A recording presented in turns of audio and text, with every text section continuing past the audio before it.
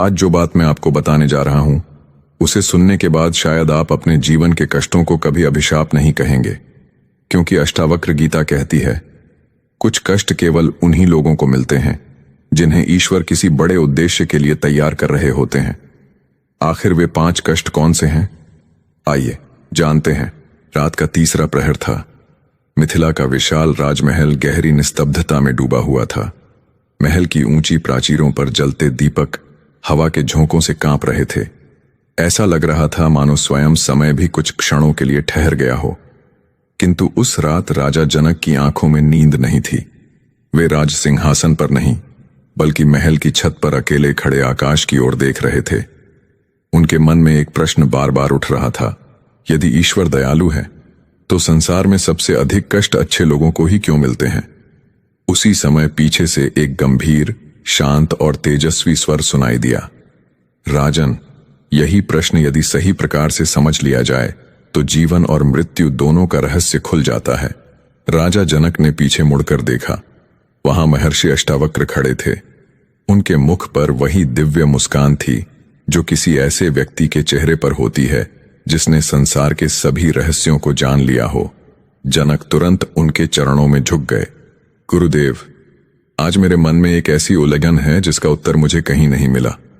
अष्टावक्र शांत स्वर में बोले। पूछो राजन। जनक ने कहा, मैंने देखा है कि जो छल करता है वह सुख से जीता है, जो दूसरों को धोखा देता है उसके घर धन बरसता है, लेकिन जो सत्य के मार्ग पर चलता है वही सबसे अधिक दुख झेलता है। क्या ईश्वर न्याय नहीं करते? कुछ क्षणों तक अष्टावक्र मौन रहे। फिर उन्होंने आकाश की ओर देखते हुए कहा, ईश्वर अन्याय नहीं करते, मनुष्य न्याय को पहचान नहीं पाता। जनक विस्मित रह गए। गुरुदेव, मैं समझा नहीं। अष्टावक्र मुस्कुराए। यदि तुम तैयार हो तो मैं तुम्हें 5 ऐसे कष्टों का रहस्य बताऊंगा जिन्हें संसार अभिशाप समझता है, परंतु ज्ञानी उन्हें ईश्वर का सबसे बड़ा वरदान मानते हैं। इतना कहते ही उन्होंने अपनी आंखें बंद कर लीं। कुछ क्षण बाद उन्होंने कहा, परंतु पहले तुम्हें एक व्यक्ति की कथा सुननी होगी। मिथिला राज्य से बहुत दूर एक छोटा सा गांव था। वहीं रहता था एक युवक, आर्यमित्र। वह न अत्यंत धनी था न अत्यंत गरीब। उसका जीवन सामान्य था। माता पिता, पत्नी, छोटा भाई, सब कुछ था। गांव में लोग उसकी ईमानदारी की मिसाल देते थे। यदि कोई अपना धन उसके पास रख दे तो वर्षों बाद भी उसे वैसा ही वापस मिलता। यदि कोई भूखा उसके द्वार आ जाए तो वह अपना भोजन बांट देता। सभी कहते, इतना अच्छा मनुष्य बहुत भाग्यशाली होगा। किंतु उन्हें क्या पता था, भाग्य अभी उसकी परीक्षा लेने वाला था। एक दिन अचानक गांव में महामारी फैल गई। कुछ ही दिनों में उसके पिता चल बसे। फिर मां भी संसार छोड़ गई। घर की खुशियां श्मशान की राख में बदल गईं। आर्यमित्र ने स्वयं को संभाला। सोचा, जो हुआ ईश्वर की इच्छा होगी, लेकिन यह तो केवल शुरुआत थी। कुछ ही महीनों बाद व्यापार में भारी घाटा हुआ। जो थोड़ी सी संपत्ति थी सब बिक गई। पत्नी ने कहा, अब क्या करेंगे? आर्यमित्र मुस्कुराया। ईश्वर ने दिया था, ईश्वर ने ले लिया। गांव वाले हंसने लगे। देखो कैसा मूर्ख है, सब कुछ खोकर भी ईश्वर का नाम ले रहा है। समय बीतता गया। एक दिन उसका छोटा भाई भी घर छोड़कर चला गया। किसी ने कहा, वह दूसरे नगर में बस गया है। किसी ने कहा, उसे अपने भाई की गरीबी पर शर्म आने लगी थी। आर्यमित्र अब सचमुच अकेला था। जिस घर में कभी हंसी गूंजती थी वहां अब सन्नाटा था। रात को वह आंगन में बैठकर तारों को देखता। आंखों से आंसू बहते, लेकिन होठों पर शिकायत नहीं होती। महर्षि अष्टावक्र ने कथा यहीं रोक दी। उन्होंने जनक की ओर देखा। राजन, यदि तुम उस युवक को देखते तो क्या कहते? जनक ने तुरंत उत्तर दिया, मैं कहता कि वह अत्यंत अभागा है। उससे अधिक दुखी मनुष्य शायद ही कोई होगा। अष्टावक्र मुस्कुराए। यही भूल पूरा संसार करता है। जनक आश्चर्य से उनकी ओर देखने लगे। अष्टावक्र बोले, जिस दिन ईश्वर किसी आत्मा को अपने निकट लाना चाहते हैं उस दिन सबसे पहले उसके झूठे सहारों को उससे दूर करना शुरू करते हैं। जनक ने पूछा, क्या माता पिता, धन और परिवार भी झूठे सहारे हैं? अष्टावक्र ने शांत स्वर में कहा, नहीं राजन, वे झूठे नहीं हैं, लेकिन यदि मनुष्य उन्हें ही अपना अंतिम आधार मान ले तो वही बंधन बन जाते हैं। जब तक आत्मा बाहर टिकती है वह स्वयं को नहीं पहचान सकती। राजा जनक गहरे विचार में डूब गए। अष्टावक्र आगे बोले, संसार कहेगा सब कुछ छिन गया, ज्ञानी कहेगा अब सत्य मिलने का मार्ग खुला। फिर उन्होंने एक वाक्य कहा जिसने जनक के हृदय को हिला दिया, जिसका सब कुछ सुरक्षित है उसने अभी तक स्वयं को नहीं खोजा, जिससे सब कुछ छिन गया।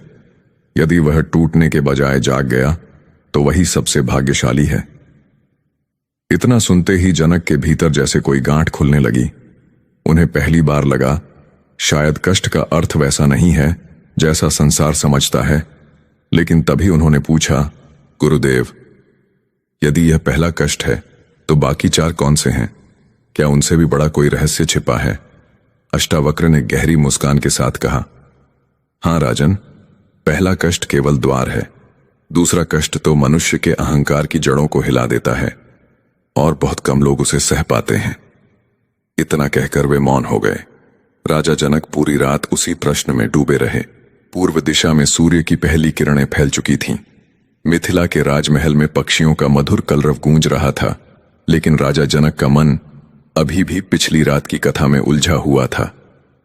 बार बार उनके मन में वही प्रश्न उठ रहा था, क्या सचमुच जिससे सब कुछ छिन जाता है वही ईश्वर के सबसे निकट पहुंचता है? उन्होंने उसी क्षण महर्षि अष्टावक्र के आश्रम जाने का निश्चय किया। आश्रम पहुंचते ही उन्होंने देखा महर्षि एक विशाल पीपल के नीचे ध्यानमग्न बैठे हैं। उनके चारों ओर शिष्य मौन थे। हवा तक जैसे धीरे धीरे चल रही थी। जनक ने प्रणाम किया।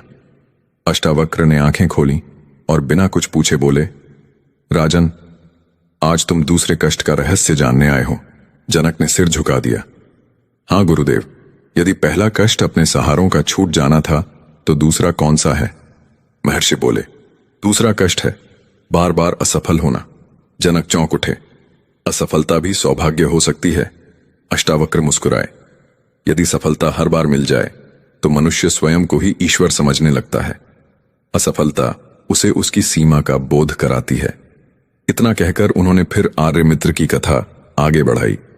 माता पिता का वियोग, धन का नाश और भाई का साथ छूटने के बाद भी आर्यमित्र ने हार नहीं मानी।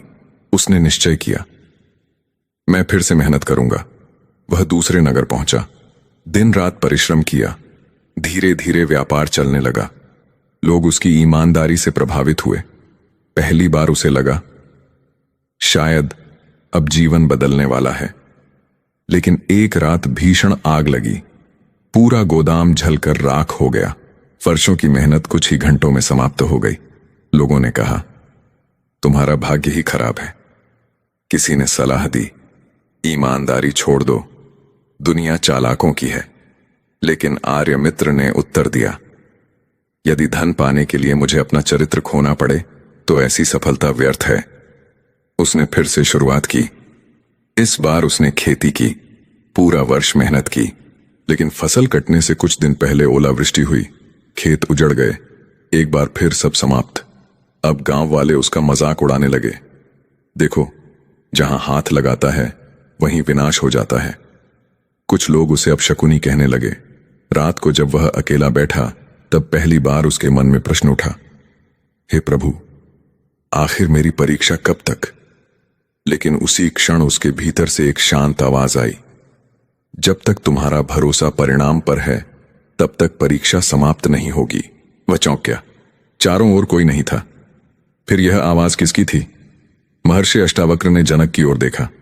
राजन, बताओ, आर्यमित्र की सबसे बड़ी भूल क्या थी?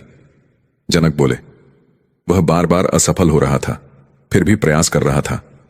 इसमें भूल कैसी? अष्टावक्र ने कहा, उसकी भूल प्रयास करना नहीं थी, परिणाम से आशा बांधना थी। फिर उन्होंने कहा, मनुष्य कर्म करता है लेकिन मन परिणाम में जीने लगता है। जब परिणाम नहीं मिलता तो वह स्वयं को असफल मान लेता है। जनक ने पूछा, तो क्या सफलता का कोई महत्व नहीं? महर्षि बोले, सफलता और असफलता दोनों मन की अवस्थाएं हैं। आत्मा इन दोनों से परे है। राजा जनक की आंखें भर आईं। उन्होंने धीमे स्वर में पूछा, गुरुदेव, क्या इसका अर्थ है कि असफलता दंड नहीं, शुद्धि है? अष्टावक्र ने मुस्कुराकर कहा, हां राजन, जिस प्रकार सोने को आग में तपाया जाता है, उसी प्रकार आत्मा को कष्टों में जो तपने से भागता है वह चमक नहीं पाता। इतना कहकर वे उठ खड़े हुए।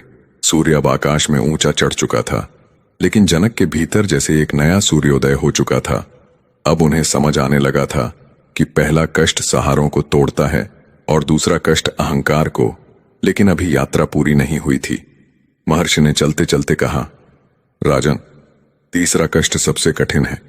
धन खोने का दुख कुछ समय का होता है, लेकिन अपमान का घाव वर्षों तक मनुष्य का पीछा करता है। जो उस अग्नि से भी गुजर जाए वही वास्तव में मुक्त होने की दिशा में बढ़ता है। अगले दिन राजा जनक ने महर्षि अष्टावक्र से पूछा, गुरुदेव, क्या अपमान भी ईश्वर की कृपा हो सकता है? अष्टावक्र मुस्कुराए, राजन, धन छीनने से केवल संपत्ति जाती है, लेकिन अपमान अहंकार को तोड़ता है, और जब अहंकार टूटता है तभी आत्मज्ञान का द्वार खुलता है। फिर उन्होंने आर्यमित्र की कथा आगे बढ़ाई। आर्यमित्र अब एक साधारण मजदूर बन चुका था। एक दिन गांव के चौक में एक धनी व्यापारी ने सबके सामने उसे अपमानित करते हुए कहा, देखो, यही है वह व्यक्ति जो ईमानदारी का घमंड करता था। आज 2 वक्त की रोटी के लिए मजदूरी कर रहा है। भीड़ हंसने लगी।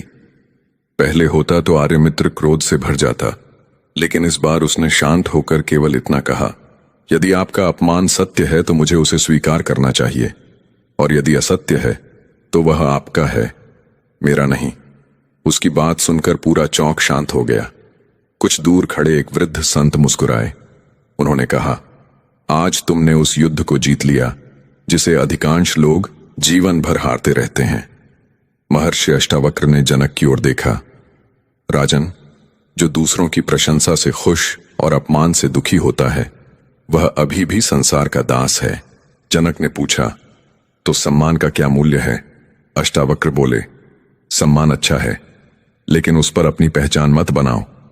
जिस दिन तुम्हारी शांति दूसरों के शब्दों पर निर्भर हो जाएगी, उसी दिन तुम स्वयं को खो दोगे।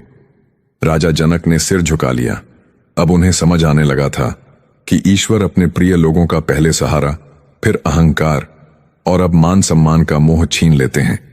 महर्षि ने अंत में कहा, राजन, चौथा कष्ट इससे भी कठिन है।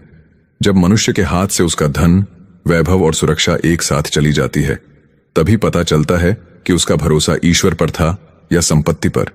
राजा जनक ने पूछा, गुरुदेव, क्या धन का नष्ट होना भी ईश्वर की कृपा हो सकता है? अष्टावक्र बोले, राजन, धन बुरा नहीं है, लेकिन जब मनुष्य धन को अपना आधार बना लेता है तभी दुख शुरू होता है। उन्होंने आर्यमित्र की कथा आगे बढ़ाई। वर्षों की मेहनत के बाद आर्यमित्र ने फिर थोड़ा धन जोड़ा। उसने सोचा, अब जीवन शांत हो जाएगा। लेकिन एक रात डाकुओं ने उसका छोटा सा घर लूट लिया। वर्षों की कमाई पल भर में चली गई। गांव वालों ने कहा, अब तो तुम्हारा विश्वास भी टूट गया होगा। आर्यमित्र मुस्कुराया, जो चला गया वह मेरा था ही नहीं। जो सचमुच मेरा है उसे कोई चुरा नहीं सकता। उसकी बात सुनकर लोग आश्चर्य में पड़ गए। अष्टावक्र ने जनक से कहा, राजन, धन केवल शरीर की आवश्यकताएं पूरी कर सकता है, आत्मा की नहीं। जो धन खोकर भी शांत रहता है उसने अपने भीतर का खजाना पा लिया है। जनक ने गहरी सांस ली। अब उन्हें समझ आने लगा था कि पहले ईश्वर सहारे छीनते हैं, फिर अहंकार, फिर मान सम्मान और अब धन का मोह। अष्टावक्र ने अंत में कहा, लेकिन अब भी अंतिम परीक्षा बाकी है। सबसे कठिन कष्ट तब आता है जब मनुष्य चारों ओर लोगों से घिरा होने पर भी भीतर से बिल्कुल अकेला हो जाता है। वहीं से आत्मा की वास्तविक यात्रा शुरू होती है। राजा जनक ने गंभीर स्वर में पूछा, गुरुदेव, क्या अकेलापन भी ईश्वर की कृपा हो सकता है? महर्षि अष्टावक्र ने उत्तर दिया, राजन, जब तक मनुष्य भीड़ में स्वयं को खोजता है वह स्वयं से दूर रहता है। कभी कभी ईश्वर उसे अकेला इसलिए करते हैं ताकि वह अपने वास्तविक स्वरूप से मिल सके। उन्होंने आर्यमित्र की कथा का अंतिम अध्याय सुनाना शुरू किया। अब आर्यमित्र के पास न धन था, न परिवार, न प्रतिष्ठा। वह नदी के किनारे एक छोटी सी कुटिया में रहने लगा।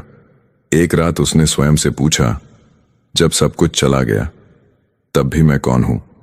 उस रात पहली बार उसके भीतर गहरा मौन उतरा। न कोई शिकायत थी, न कोई इच्छा, न किसी से अपेक्षा।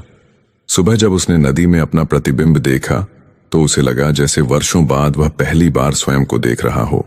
उसी समय एक वृद्ध सन्यासी वहां आए। उन्होंने आर्यमित्र की आंखों में झांक कर कहा, अब तुम तैयार हो? आर्यमित्र ने पूछा, किसके लिए? संत मुस्कुराए, स्वयं को जानने के लिए। महर्षि अष्टावक्र ने राजा जनक की ओर देखा और कहा, राजन, ये 5 कष्ट ईश्वर दंड देने के लिए नहीं देते, बल्कि आत्मा को जगाने के लिए देते हैं। फिर उन्होंने एक एक करके कहा, अपनों का साथ छूटना ताकि मनुष्य अपना वास्तविक सहारा खोजे, बार बार असफल होना ताकि अहंकार टूटे, अपमान सहना ताकि मान सम्मान का मोह समाप्त हो, धन का नष्ट होना ताकि भीतर का खजाना दिखाई दे, अकेलापन ताकि आत्मा स्वयं से मिल सके। राजा जनक की आंखों से आंसू बह निकले। उन्होंने हाथ जोड़कर कहा, गुरुदेव, आज समझ आया कि मैं जिन कष्टों से भागता रहा वही मुझे सत्य के सबसे निकट ले जा सकते थे। अष्टावक्र ने मुस्कुराकर कहा, याद रखो राजन, कष्ट मनुष्य को नहीं तोड़ते। कष्ट केवल उस भ्रम को तोड़ते हैं जिसे मनुष्य मैं समझ बैठता है। जब भ्रम टूटता है तभी आत्मज्ञान प्रकट होता है। यही अष्टावक्र गीता का सार है। यदि आज की यह कथा आपके हृदय को छू गई हो तो इसे केवल एक कहानी समझकर मत छोड़िए। कुछ क्षण शांत बैठिए और अपने जीवन के कष्टों को याद कीजिए।